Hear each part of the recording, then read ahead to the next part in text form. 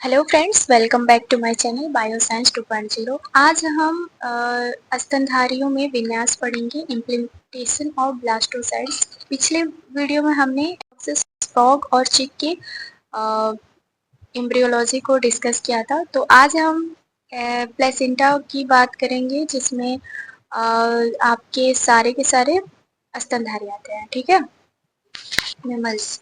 तो चलिए हमारा पॉइंट स्टार्ट करते हैं। तो हमारा पहला पॉइंट है स्तनधारियों में विन्यास, यानी इम्प्लिटेशन ऑफ ब्लास्टोसिस्ट।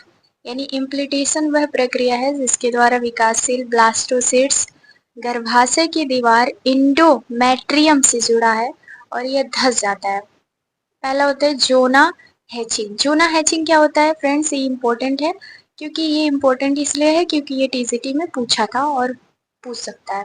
इम्प्लिटेशन से ठीक पहले ब्लास्टोसिस्ट के बाहर स्थित जोना पेलुसिडा की परत टूट जाती है।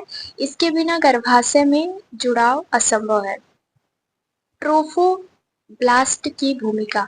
तो ट्रोफोब्लास्ट की भूमिका जो होती है फ्रेंड्स, वो होती है ब्लास्टोसिट्स की बाहरी कोशिका परत को ट्रोफोब्लास्ट या पोषक कोष कोरक कहते हैं। यही परत गर्भाशय की एंड्रोमेट्रियम के संपर्क में आती है और भविष्य में प्लेसेंटा का भ्रूणीय भाग बनाती है। तीसरा पॉइंट है प्लेसेंटा का, वो है आपका डिसिडुअल सेल रिएक्शन, डीसीआर। जब ब्लास्टोसिट्स गर्भाशय से जुड़ता है तो गर्भाशय की कोशिकाएं ग्लाइकोजन और लिपिड से भर जाती है। गर्भाशय की इस परिवर्तित दीवार को डिसिडुअल कहते हैं। हमारा नेक्स्ट पॉइंट है हमारा फ्रेंड्स विन्यास के प्रकार, यानी कि टाइप्स ऑफ इम्प्लीटेशन। सो ये एमएससी स्तर का है, क्योंकि ये हम पीजीटी और टीजीटी को टारगेट करके पढ़ रहे हैं। ठीक है, तो आपको इन दोनों का मिक्स मिल जाएगा, अदरवाइज आपको कहीं और से पढ़ने की जरूरत ही नहीं है।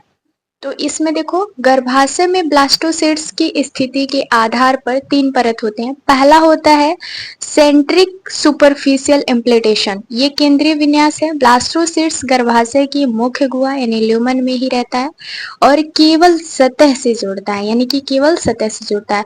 अगर आपको कहा मतलब पूछा जाए कि सेंट्रिक सुपरफिशियल इम्प्लिटेशंस किस में पाया जाता है, तो आप बताओगे गाय, भेड़, कुत्ता, खरगोश की शुरुआती चरण है ये। उसके बाद इसेंट्रिक इम्प्लिटेशन किस में पाया जाता है, उत्केंद्रीय विन्यास इसको कहते हैं। जैसे ब्लास्टोसिट्स गर्भाशय की दीवार की एक छोटी संकरी गुहा यानी पॉकेट या क्रिप्ट से धस जाता है। जैसे कि देखो, ये किस में पाया जाता है, ये चूहा गिलहरी में पाया जाता है।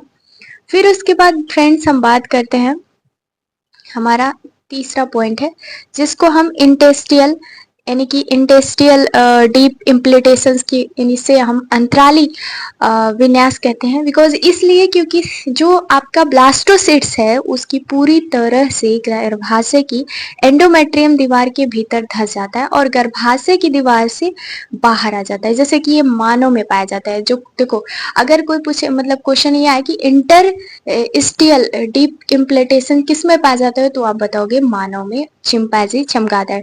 ये सबसे ज्यादा पीसीटी में पूछा जाने वाला टॉपिक है। ठीक है, नेक्स्ट पॉइंट फ्रेंड हम देखते हैं प्लेसेंटेशन इन मैमल्स के बारे में। अभी तक हम उन सभी पॉइंट्स को देख रहे थे जो विन्यास यानी टाइप्स ऑफ इम्प्लिटेशन था। अब हम बात करेंगे प्लेसेंटेशन इन मेमल्स के बारे में। तो देखो फ्रेंड्स, ये बहुत इंपॉर्टेंट है बिकॉज ये रिपीटेड आते हैं और ये जीआईसी में भी आया था।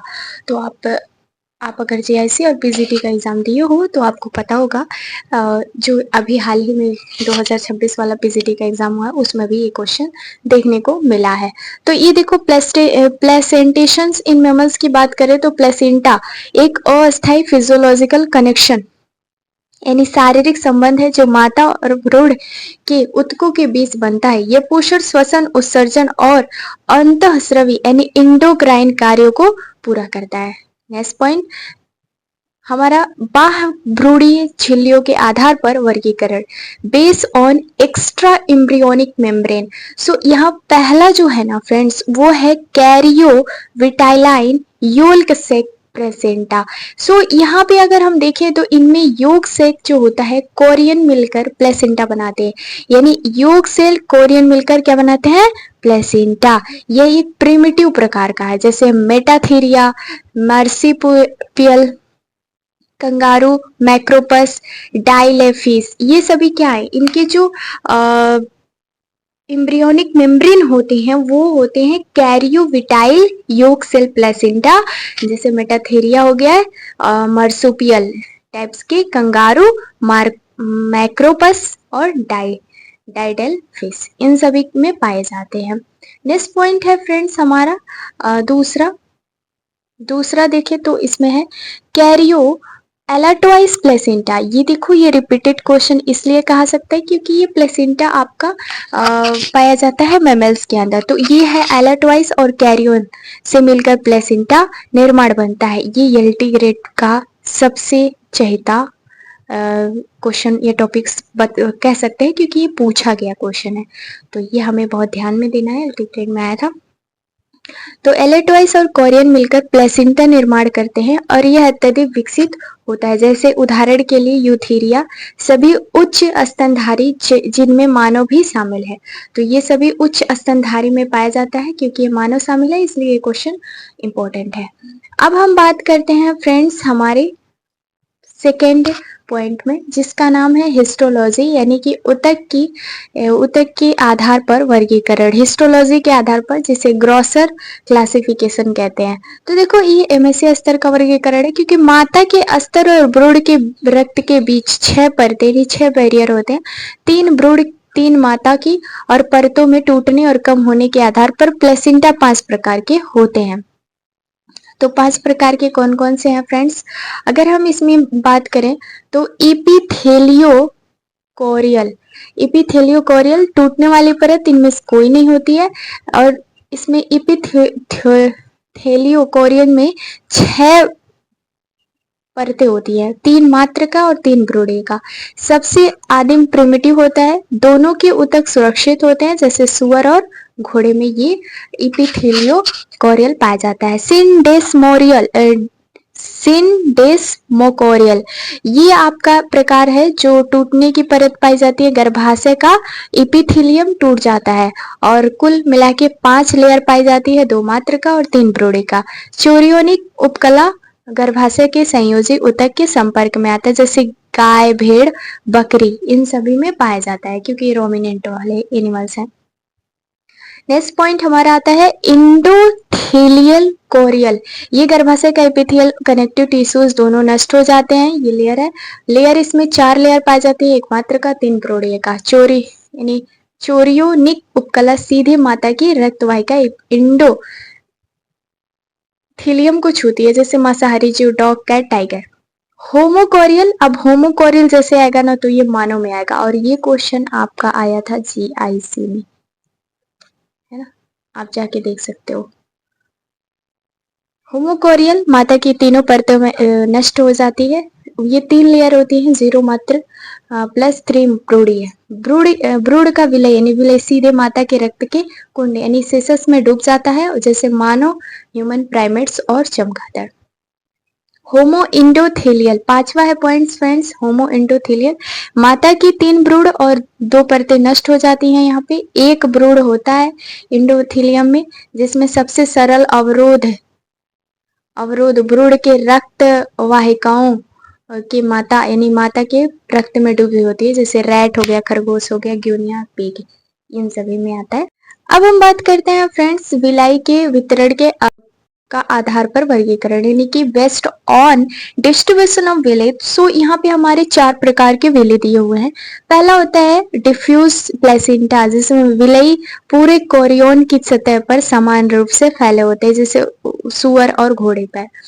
कोटाइलेडोनरी प्लेसेंटा। कोटाइलेडोनरी प्लेसेंटा किस में पाए जाते हैं? तो ये होता है विलाई छोटे छोटे समूह और गुच्छों में पाए जाते हैं, कोटाइलेडोन्स में पाए जाते हैं, जैसे गाय हो गया, भेड़ और बकरी, इन सभी में कोटाइलेडोनरी प्लेसेंटा प्रेजेंट होता है। जोनरी प्लेसेंटा फ्रेंड्स ये कुत्ता, बिल्ली, हाथी में पाया जाता है। ये भी क्वेश्चन रिपीटेड है बिकॉज यहाँ पे जो पॉइंट है ये हमारे एग्जाम में आता है। विलाई एक बेल्ट या रिंग के रूप में मध्य भाग में पाए जाते हैं, कुत्ता, बिल्ली, हाथी इसमें आता है। डिस्क्वाइडल प्लेसेंटा फ्रेंड्स ह्यूमन, चूहा और खरगोश में पाया जाता है। विलाई ये एक या दो डिस्क के आकार के क्षेत्र में सीमित होता है, इसलिए वहां पे पाया जाता है।